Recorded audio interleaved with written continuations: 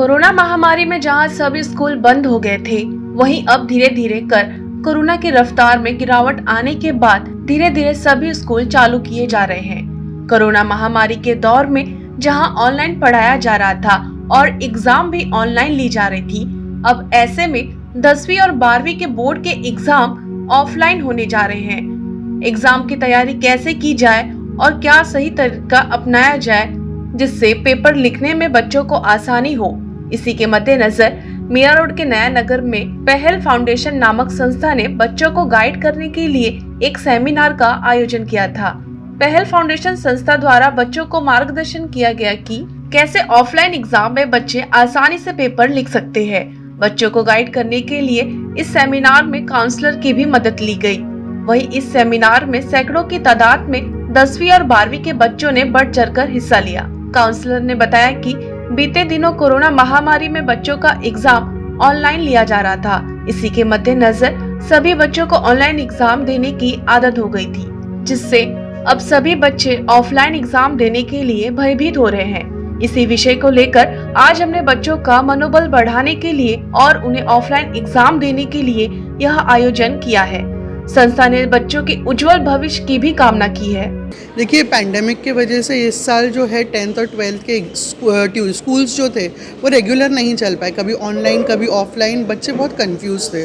उसके बाद गवर्नमेंट ने डिसीजन लिया है कि एग्ज़ाम्स जो होंगे वो रेगुलर ऑफलाइन एग्ज़ाम्स होंगे। बच्चों के दिल में काफ़ी डर था एग्ज़ाम्स के बारे में, और रेगुलर जो एक हैबिट होती है लिखने की, पढ़ाई करने की, डिसिप्लिन शेड्यूल की, ये सब बिगड़ चुकी थी।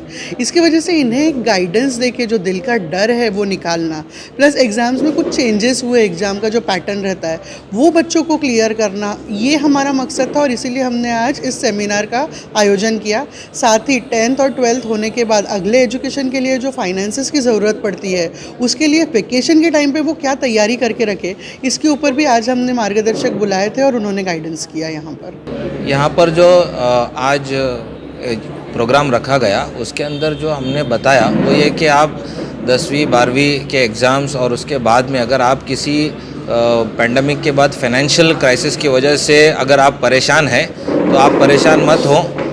गवर्नमेंट की तरफ से जो स्कॉलरशिप्स दी जाती है उसके ज़रिए से जो है हम फाइनेंशियल जो भी प्रॉब्लम्स हैं उसको सॉल्व कर सकते हैं, और इस तरह से उनको हिम्मत दिलाने की कोशिश की।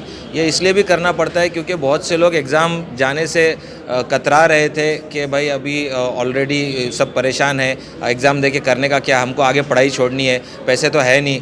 इस वजह से उनको ये भी एक फैक्टर होता है कि अगर उनके दिल में अगर ये बात रहती है कि नहीं फाइनेंशियल हमारे को आगे हेल्प मिलने वाली है, तो वो करंट एग्ज़ाम के अंदर और ज़्यादा मोटिवेट होकर चलते हैं। इसके लिए जो है इस टॉपिक को हमने चुना और इसके ऊपर हमने थोड़ी बहुत यहाँ पर उनको गाइडेंस किया। मैं बच्चों को जब पढ़ा रहा हूँ तो बच्चों में एक ये बात है कि हमने जो है कोई भी ऑफलाइन एग्ज़ामिनेशन दिया नहीं है, ऑनलाइन ही दिया है पूरे साल। तो बच्चे बहुत ज़्यादा डर रहे थे कि एग्ज़ामिनेशन में जा कर के कैसे हम परफॉर्म करेंगे, और बहुत सारी चीज़ें जो है गाइडलाइंस गवर्नमेंट ने दे दी है, लेकिन एक्सप्लेनेशन उसका कुछ भी था नहीं। तो उन्हीं पॉइंट्स को हमने उठा करके जो है बच्चों को एक्सप्लेन किया है कि आपको जो भी टाइम एक्स्ट्रा मिल रहा है या आपके आंसर्स कैसे लिखने हैं, कौन से पेन्स यूज़ करने हैं, ये सारी चीज़ें जो है 10वीं के बच्चों को बताना बहुत ज़्यादा इम्पॉर्टेंट था, क्योंकि ये 2 साल से बच्चे जो है स्कूल में गए ही नहीं थे, तो इनको ये सारी चीज़ें क्लियर नहीं थी। तो इस वजह से हमने जो है ये प्रोग्राम रखा। एडवोकेट सना देशमुख ने जो है अप्रोच किया कि हमारे बच्चों को ये सारी चीज़ें बताना बहुत ज़्यादा ज़रूरी है, तो फिर आज हमने जो है ये प्रोग्राम जो है रखा है बच्चों के लिए।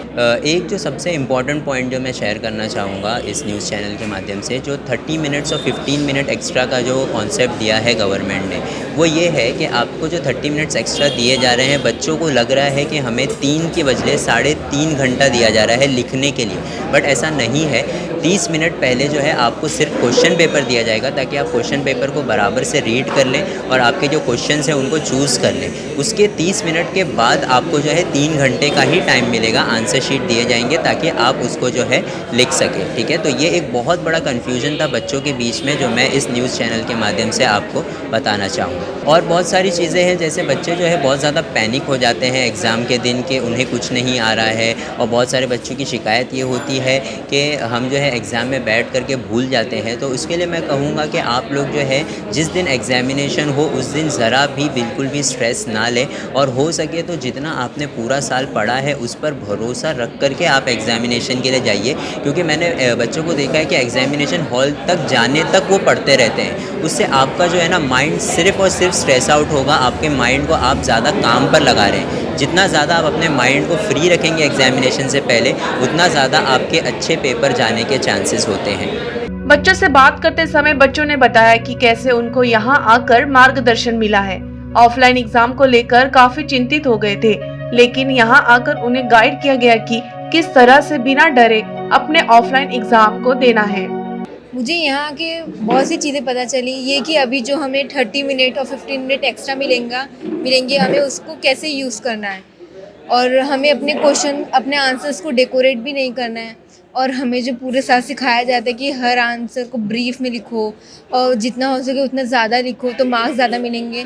तो सर ने हमें बताया कि वो नहीं लिखना चाहिए, क्योंकि जितना पढ़ने में सामने वाले को टाइम जाएगा तो वो फ्रस्ट्रेट होकर हमारे मार्क्स भी काटेगा, हमारी ग्रामेटिकल मिस्टेक भी निकलेंगी। तो इसलिए हमें जितना पॉइंट में लिखना अच्छा रहे, हम उतना पॉइंट में ही आंसर लिखें तो सही रहेगा, हमारे आंसर मार्क्स भी बराबर मिलेंगे। मुझे यहाँ पे बैठने से पता चल रहा है कि मैं अब तक जो पढ़ रही थी वो मैं बहुत बड़े बड़े ब्रीफ में आंसर्स पढ़ रही थी, जिस वजह से मेरा टाइम भी वेस्ट हो रहा था, और फिर वो कि मैं पेपर लिखने के टाइम पे फिर भूल भी जाती थी। और फिर अभी यहाँ आने बाद पता चला है कि मुझे उसमें खाली मेन टॉपिक्स पढ़ना है, एक्स्ट्रा नहीं पढ़ना है। हम लोग यहाँ पे बेसिकली बोर्ड एग्ज़ाम के लिए सेमिनार लेने आए हैं। तो अभी जो सना मैम ने और सकलैन सर ने जो भी इंस्ट्रक्शंस दिए हैं उससे हमें बेनिफिट्स हुआ है, और मतलब एक रिलैक्सेशन कामली फील हो रहा है कि बेसिकली हमें ज़्यादा स्ट्रेस नहीं लेना है, वर्कआउट करके हमें एग्ज़ाम पास करना है कॉन्फिडेंटली। मुझे यहाँ पर आकर थोड़ा नॉलेज मिला है, जो नहीं पता था वो थोड़ा पता चला है कि बोर्ड एग्ज़ाम में कैसे लिखना है, क्या लिखना है, वो नॉलेज मिला है।